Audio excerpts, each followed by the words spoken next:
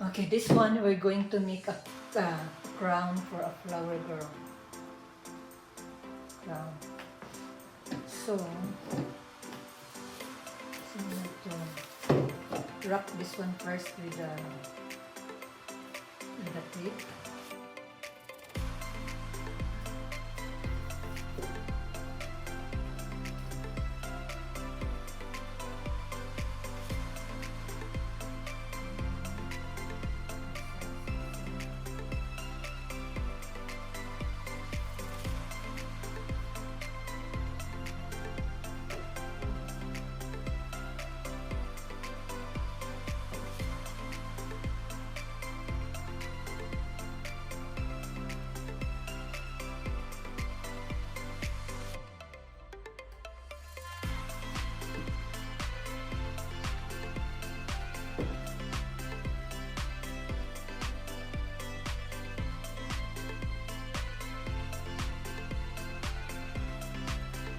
Is ready, is wrapped with the tape, and then we can cut now. This one put aside.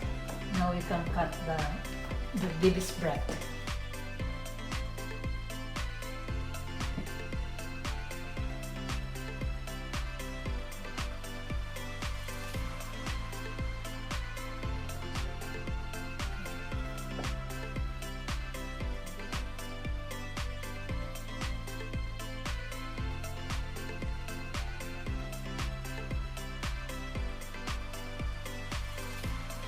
Attach the baby's breath to the wire with the floral tape. Repeat and continue until the wire is full of baby's breath.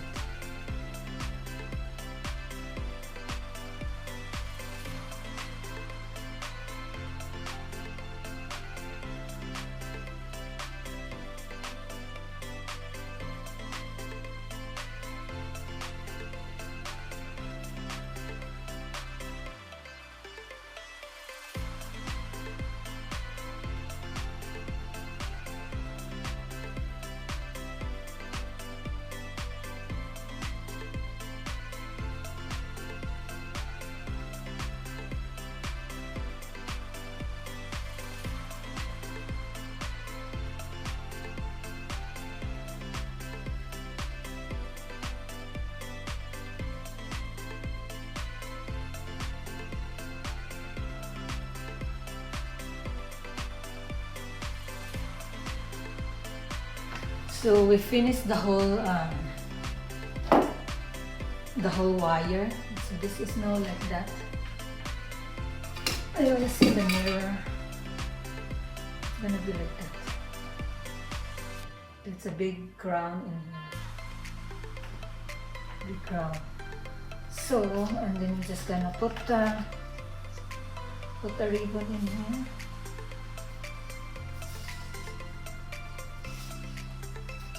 So to tie this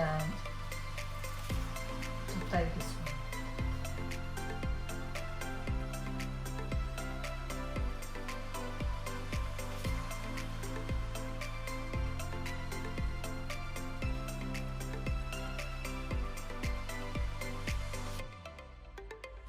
Because there's allowance in here.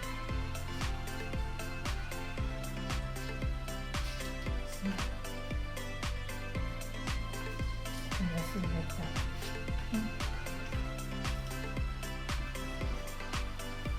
Good. So this is done.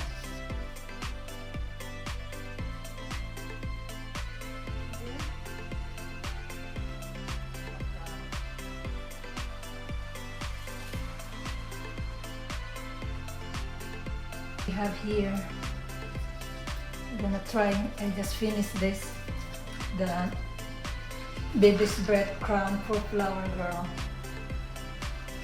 For flower girl, big baby's breath crown, and beautiful, right? You can just adjust here, the size of the head, adjust the ribbon in the back. So this is my flower girl crown, baby's breath. And I'll put it here. I'll spread this one first so that It's gonna be look fresh.